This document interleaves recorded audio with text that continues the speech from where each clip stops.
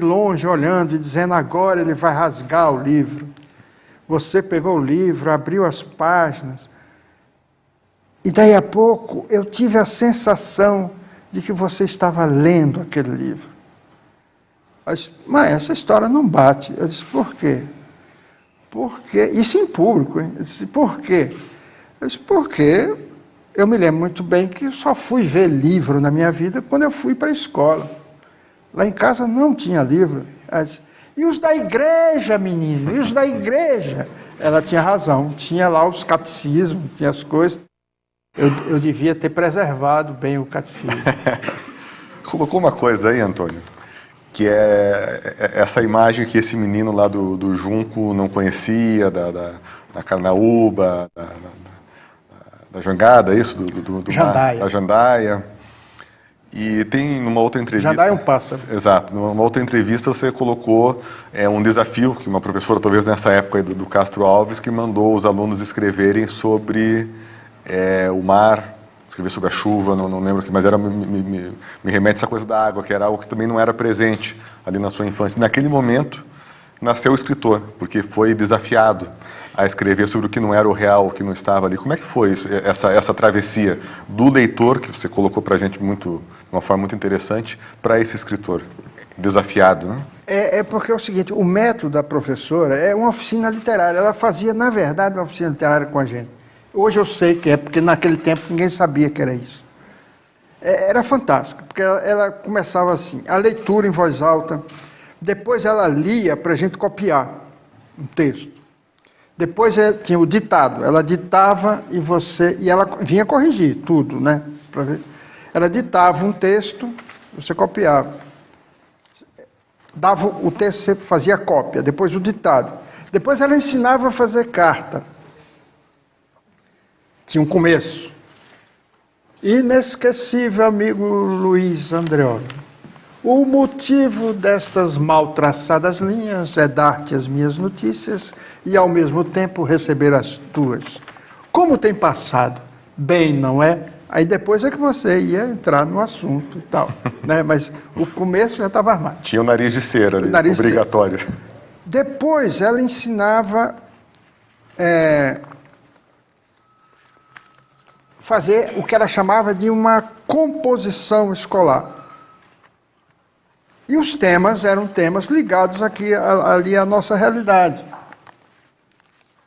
A casa, a gente vivia na roça, era a roça e a rua. Uma estrada que ligava a roça e a rua. O resto era plantar e colher, era o sol e a lua. Um dia ela pegou pesado, porque ela disse, o tema de hoje é um dia de chuva. O lugar era chegado a uma seca. Escrever sobre a chuva exigia muita imaginação. Eu acho que sim. Foi nesse dia que ela fez de mim um ficcionista. Lembra o que saiu lá? Não lembro. Mas foi desafiado, ficou desafiado. Desafiado a escrever sobre a chuva. Era muito seco aquele lugar.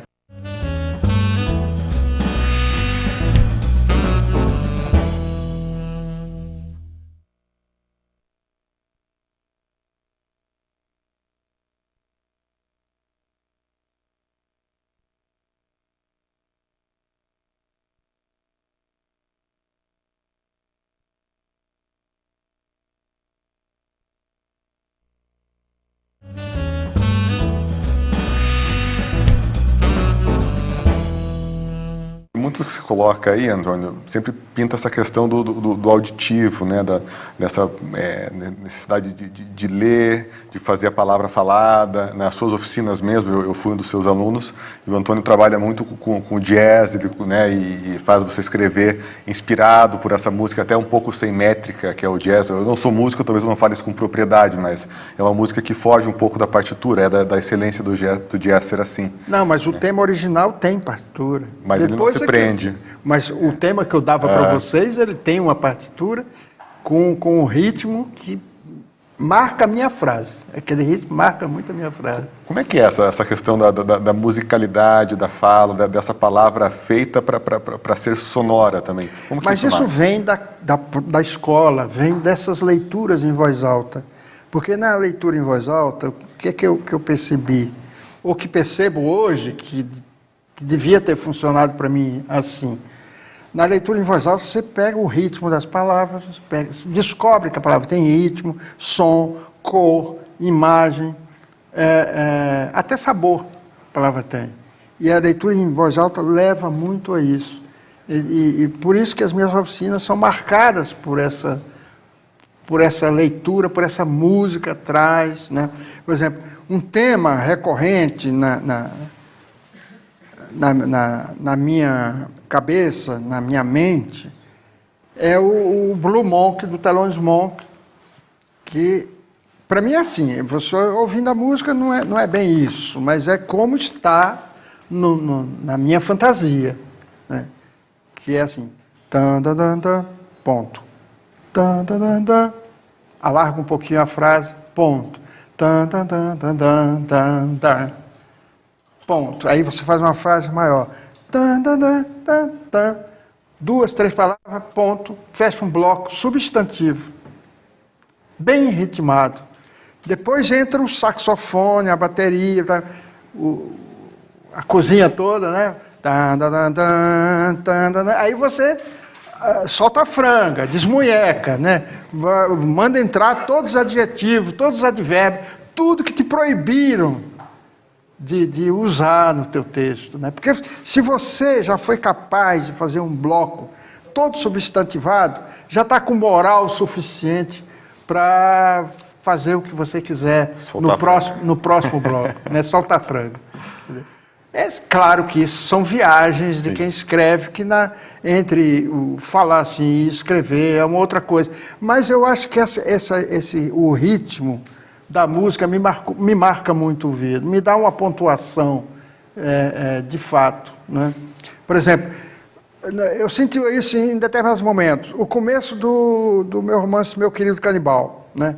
Era uma vez um índio, ponto. É só essa coisa de ter três palavras, um ponto, já me vem. Né, sabe? E era nos anos 500, no século das grandes navegações, travessão, e dos grandes índios. Quer dizer, esse travessão para o leitor não vai significar nada. E para mim significa tudo. Significa uma quebra, uma dissonantada, assim, a Thelonious Monk, né? É isso que eu gostaria, pelo menos, de atingir, né? Às vezes eu fico ouvindo Miles Davis tocando uma música chamada Enigma. Um solo maravilhoso, né?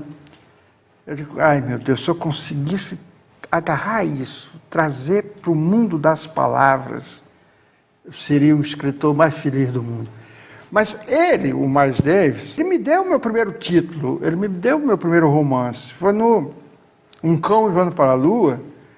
É o Miles Davis tocando uma música chamada My Fun Valentine.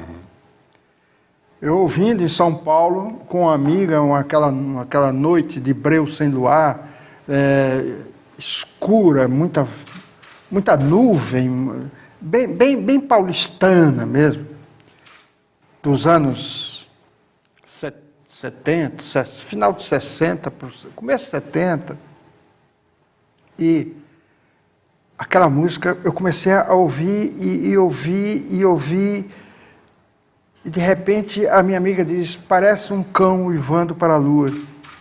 Aí eu disse para ela, não, parece um boi berrando para o sol.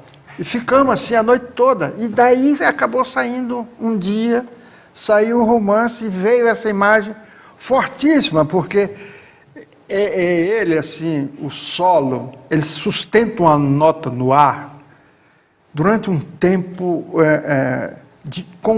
sem fim, com uma densidade impressionante.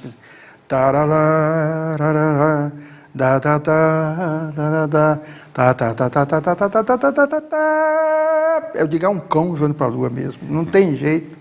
E dei razão à minha amiga, e quando surgiu o primeiro livro, já veio com esse título, Captado da Música. Por isso que eu digo, deve ter em algum momento um adjutório aí, uma contribuição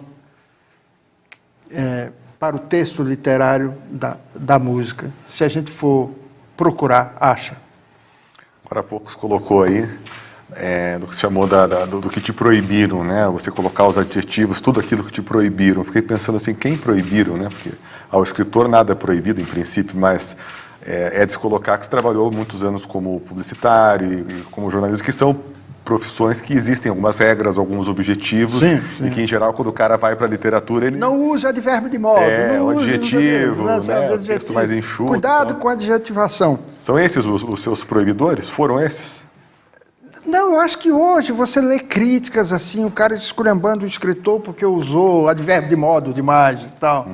E você vai ler e diz assim, então, o cara tinha estava certo, naquele momento estava ótimo ele usar aquilo. Quer dizer, eu acho que a segurança com que a pessoa pode usar, e às vezes usa até desconcertando aquilo, contrariando as regras, eu não vejo que... Claro que nada é assim, sem regra nenhuma, né? Quer dizer, mas há um momento que você deve quebrar com as regras, né? Quando eu trabalhava em publicidade, eu trabalhei numa multinacional chamada Ogilvy & Mather, que comprou uma grande agência brasileira chamada Standard. E dos treinos para redatores, eu era do Rio, o Ogilvy me mandava, a mim, não sei porquê, para um certo Mr. Torres, ele mandava um material com aulas, verdadeiras aulas, treinamento para redator. E aí ele chamava todo mundo para a sala de reunião, ia todo mundo ver, e realmente ele era um dos maiores redatores que já houve no mundo. Então, e eu sou de uma geração que aprendeu muito com esse Ogilvy e com outro chamado William Bernbach, que eram redatores fantásticos, que foram donos de agências, assim, das mais criativas, ganhavam tudo quanto é prêmio do mundo. E o Ogilvy, um dia, ele ficava com cachimbo, assim, dando de cátedra, falando de cátedra, como é que devia... Todas as regras do escrever e as censuras todas, né? As proibições. As proibições todas. Mas, no fim, ele dizia, olha, eu quero dizer a vocês que as regras existem para ser quebradas. O William Bernbach tinha uma coisa que ele dizia para os alunos, para os redatores dele, que eu uso muito nas oficinas, porém com uma volta, que ele dizia o seguinte, leia o seu texto em voz alta e morra de vergonha. Quer dizer, isso aí já é uma aula, porque realmente, lendo o texto em voz alta, você mesmo pode se corrigir. Você mesmo pode perceber onde há uma palavra demais, há uma palavra que bate como um tijolo no teu ouvido, há algo mal empregado, há uma pontuação capenga, sei lá, a leitura em voz alta. Mas eu digo o seguinte, leia o seu texto em voz alta e morra de vergonha, ou espere o aplauso. Também você tem que contemplar as pessoas, né? Nem sempre o cara vai ler em voz alta e vai morrer de vergonha. Tem o risco de ser aplaudido, né? Tem o risco de ser aplaudido. Essa questão de você, claro, é natural que a gente fale mais sobre o ofício dessas oficinas visando o escritor, mas certamente você é chamado também a falar em escolas e nessa questão da formação dos pequenos leitores, incentivar novas pessoas interessadas em literatura. Você trabalhar com essa ideia da oficina, como a professora fez brilhantemente contigo lá no Junco, é algo possível hoje em dia de você formar pequenos escritores, não que vão sair profissionais dali, mas você ajudar a escrever? Saem bons leitores disso? Sai. As minhas oficinas eu acho que são mais de leitura do que de qualquer outra coisa. E acaba por tabela estimulando a escrita. Mas né? Na escola isso funciona também? É possível aconselhar professores? Funciona. Eu fiquei 6 anos na Universidade Estadual do